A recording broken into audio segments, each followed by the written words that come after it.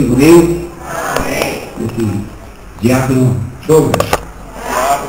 Você não é nada. Você não tem nada.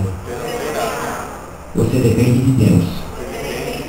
E nessa noite, o Espírito Santo do Senhor é na sua vida.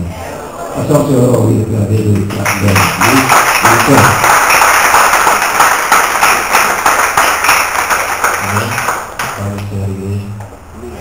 A paz do Senhor, igreja. Amém. É motivo de alegria nós estamos aqui. O pastor tentou me pegar de surpresa, mas não conseguiu, já estava preparado. Deus ele tinha ministrado uma palavra no meu coração quarta-feira. E hoje à tarde eu comecei a preparar essa palavra e um rapaz até me perguntou, você vai pregar hoje? Eu falei, não, vou pregar amanhã. Mas Deus ele queria que eu pregasse hoje, amém?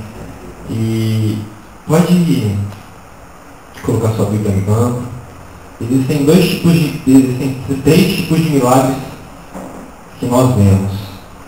O primeiro milagre é aquele milagre que nós ouvimos falar, ouvimos que alguém recebeu um milagre, ouvimos, todo mundo aqui já ouviu falar de um milagre.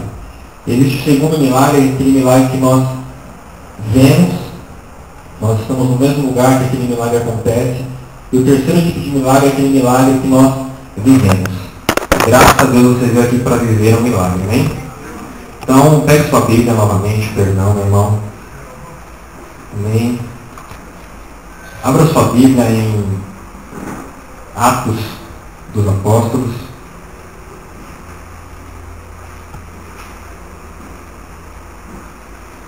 Capítulo 3.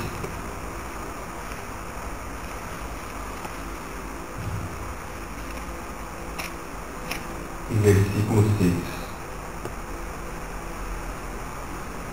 Atos dos Apóstolos, capítulo 3, versículo... Vamos ler a partir do versículo 1. Amém? Todos acharam? Aqueles que acharam, dirão glória a Deus. Amém. Vamos ler. A palavra de Deus diz assim: Pedro e João subiam juntos ao templo à hora da oração, a nona. E era trazido um varão que desde o ventre da sua mãe era coxo, o qual todos os dias o punham à porta do templo, chamada Formosa, para pedir esmolas aos que entravam. Ele, vendo a Pedro e a João, que iam entrando no templo, pediu que lhe dessem uma esmola. E Pedro, com João fitando os olhos nele, disse: olha para nós. E olhou para eles, esperando receber alguma coisa. E disse Pedro: não tenho nem ouro, nem prata, mas o que eu tenho, isto te dou. Em nome de Jesus Cristo Nazareno, levanta-te e anda. Olha para o irmão para o lado e fala assim para ele: levanta-te e anda. Coloca sua Bíblia no banco. Eu não quero anular a oração do pastor, mas eu quero orar mais uma vez. Abaixe suas cabeças. Senhor Deus, meu Pai, nos colocamos diante da Tua presença. Ô Pai, obrigado por mais um dia, Pai, por mais uma ocasião de eu estar aqui, Pai, me ensinando a Tua palavra. Eu não imaginaria, Pai, oh Deus, na vinda até este lugar, eu não imaginaria que eu chegaria até aqui, Pai. Oh Deus, mas Tu resgataste, transformaste, Pai, a vida de tantas e tantas pessoas, Pai. E eu creio que nessa noite não será diferente. Eu creio, Pai, oh Deus, que pessoas vão viver milagres nessa noite, não porque sou eu, Pai, porque eu não posso, eu não faço, eu não executo nada, mas porque o Teu Espírito Santo, Ele está neste lugar, Pai. E eu creio que este Espírito Santo, Ele vai operar milagres neste lugar, Pai. Então venha nos usar, Pai, com autoridade, sabedoria e ousadia na Tua palavra, Pai. Para que a Tua palavra venha adentrar nos corações das pessoas, Pai, e fazer morada, Pai. Isso que eu te peço, eu te louvo e te agradeço em nome de Jesus. Amém? Pode se assentar em nome de Jesus. Demos conta de uma história. É meio estranho, a igreja está muito clara hoje. A igreja agora está meio clara, é meio estranho de olhar para o pessoal. Mas nós vemos uma história aqui, uma narrativa de uma história através da vida de Lucas, o médico. E ali Lucas ele começa a narrar uma história que aconteceu à porta do templo, chamado Formosa. Mas antes de eu falar do milagre que aconteceu naquele dia, eu quero falar sobre duas coisas. Primeira coisa que eu quero falar sobre Pedro. E segunda coisa que eu quero falar sobre o coxo. Amém? Fala assim por seu irmão assim: vamos falar sobre Pedro. Não, ele não ouviu. Vamos falar sobre Pedro. Amém? Pedro, ele era um pescador de peixes. Era um homem que foi ensinado desde a sua mocidade a pescar peixes. A única coisa que Pedro sabia fazer era pescar. Pedro não sabia matemática, não sabia português, Pedro não sabia falar em outras línguas. Pedro só sabia pescar. Essa era a maior arte, a maior coisa que ele sabia fazer. Amém? E o Senhor um dia, ele chegou diante de Pedro, ele passando por um certo lugar, chegou diante de Pedro, e ele ministrou as palavras que ele costumava ministrar nos seus ensinamentos. E ali Pedro, ele deixou de ser pescador de peixes, e ele passou a ser pescador de homens. Fala para o irmão que está do seu lado, fala assim: hoje você deixará de ser pescador de peixes e passará a ser pescador de homens. A Bíblia diz que esse homem chamado Pedro era um homem muito presunçoso, um homem que tinha um caráter, um gênio muito forte. Pedro, ele tinha costume de andar armado. A Bíblia diz que ele andava com a sua espada empunhada na sua cintura. Então qualquer movimento brusco que as pessoas iam tentar contra Jesus, Pedro tirava a sua espada e tomava a frente de Jesus. Porque Pedro, ele era um homem que tinha esse caráter sanguíneo. Ele era um homem que ele tinha um sangue quente. Amém? E a Bíblia diz que Pedro, antes desse milagre acontecer, ele era esse tipo de homem. Ele era aquele homem que talvez, como eu e você, muitas vezes, quando alguém pisa no nosso calo, a gente levanta, já quer bater de frente, já quer xingar, já fala um monte de línguas estranhas que não são estranhas. Amém? A gente já fica todo revoltado, todo irado, já tenta colocar as nossas forças na frente da força de Deus. Mas eu quero dizer para você que, da mesma forma que Deus ele mudou a vida de Pedro, ele vai mudar a sua vida nessa noite. Pedro, antes de acontecer esse milagre, Deus ele teve um encontro com Pedro.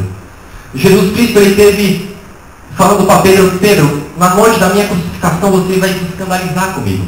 Todos vocês vão se escandalizar com a minha morte, com a minha perseguição, com o meu sofrimento, todos vocês vão fugir. Mas Pedro ele diz em Mateus 26, versículo 33, eu nunca me escandalizarei. Pedro ele confiava em si mesmo. Quando você olha para você, quando você está em uma ocasião na sua vida, você fala assim: eu não vou fazer, eu não vou não sei o quê, eu não sei o quê. Nunca coloque você na frente de nada. Sempre coloque ao Senhor, amém? Você não é nada, você é pó da terra e vai voltar para o pó. Deus, se Ele não estiver na sua vida, você vai continuar sendo pó. Se Deus ele estiver na sua vida, você vai ser príncipe e princesa de Deus. Amém? E Pedro, ele depois dele falar, dele confiar em si mesmo, a Bíblia diz que ele chegou lá na cena ali que estavam crucificando Jesus, na hora que estavam prendendo a Jesus. E ali Pedro ele foi o único discípulo que estava de perto olhando a tudo aquilo que acontecia. E a Bíblia diz que Pedro ele negou não somente uma, não somente duas, não somente 3 vezes, antes que o galo cantasse. Pedro, ele realmente não tinha condições de confiar em si mesmo. Por isso que a Bíblia diz: maldito do homem que confia no homem. A Bíblia não está dizendo maldito do homem que confia no outro homem, maldito do homem que confia em si mesmo. Porque em si mesmo não há força suficiente para vencer nada. Então nunca confie em você. Confie sempre no Senhor, porque a Bíblia diz: aqueles que confiam no Senhor serão como um monte de Sião, que não se abalam, mas permanecem para sempre. Mas a Bíblia diz que Pedro, ele começou uma conversão na sua vida. E depois que Jesus havia ressuscitado, ele chegou lá de encontro com Pedro, ele falou assim: Pedro, tu me amas? A primeira vez. Pedro, tu me amas? A segunda vez. Pedro, tu me amas? A terceira vez. Olha o que Pedro responde: Senhor, tu sabes de tudo, tu sabes que eu te amo. O que ele colocou na frente de todas essas palavras? O Senhor. Então a partir do momento que você coloca o Senhor na sua frente, coloca o Senhor na frente das suas batalhas, das suas pelejas, tudo na sua vida vai dar certo. Você vai ser um grande pregador, você vai ser um grande levita, você vai ser um grande empresário, você vai ser aquilo que você sonhou. Amém? A partir do momento que você começar a colocar o Senhor na frente de todas as coisas. E Simão, ele era aquele homem sanguíneo que andava com aquela espada. E ali numa certa ocasião, ele estava no Getsemane e os romanos tentaram prender Jesus, e Simão ele pegou a espada e deu na orelha de Malco.